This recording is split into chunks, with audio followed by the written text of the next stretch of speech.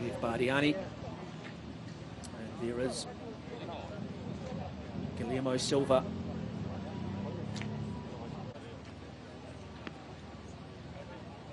Simon Pelot from Li Ning Star. Such a gutsy performance yesterday. Thoroughly deserves to be in the King of the Mountains polka dot jersey. Enoch Mulu-Brandt, well, he'll be looking for higher honours, but he'd be happy to wear up that green Sprint Ace jersey today. He won the jersey last year, the yellow 2 years ago.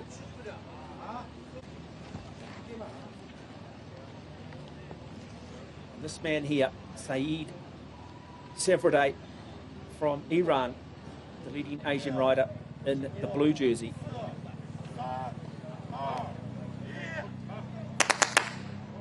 Always wonderful ceremony in this part of China. Such a proud nation, the Chinese, and they really do bring their culture to this event. And the riders certainly enjoy the cultural experience, the cultural side of it.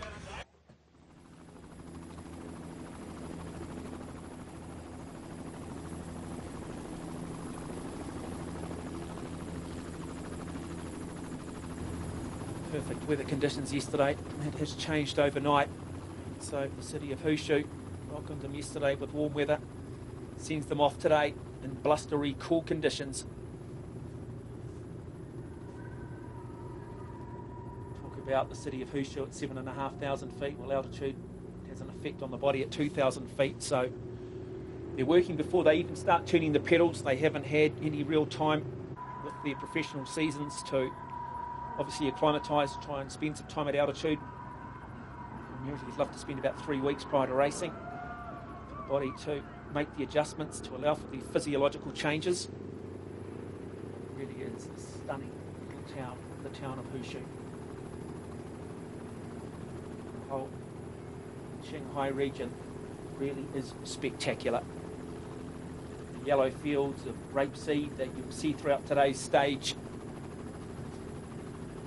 Mountains in the background which go as high as 16,000 feet.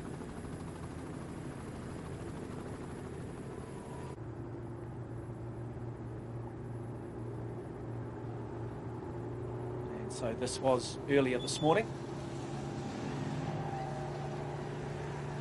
They drops and it goes on.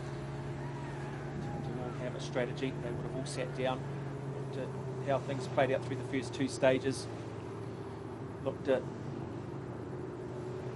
the topography of what is to come over this 219 kilometre stage, and decide at what point they want to attack. Do they want to send someone up the road in the break? Do they want to allow it to come down to a sprint? As I said, the responsibility sits on the shoulder of the Taha Rural Seguros team.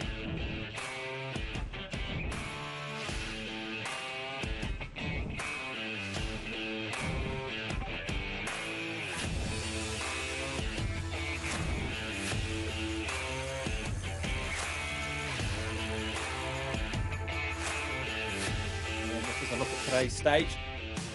As mentioned, it basically starts uphill for the first 30 kilometres. It is absolutely brutal. Then a long descent from about the 35 kilometre mark through to about the 60 kilometre mark, and then it's just a gradual, what professional riders might almost describe as a little bit of a false flat, and that occurs then for the next 70 to 80 kilometres before they hit the second big climb of the day, Qinghai. And then up to the Kamulong Yaku climb, 4.9 kilometres at a gradient of 5%, and then it's undulation all the way through to the town of Minuan, where a large crowd will certainly acknowledge and appreciate the athleticism and what these athletes had to endure over this 219.5 kilometre stage. Of Minuan, alongside of the Datong River up in the Tibetan Plateau.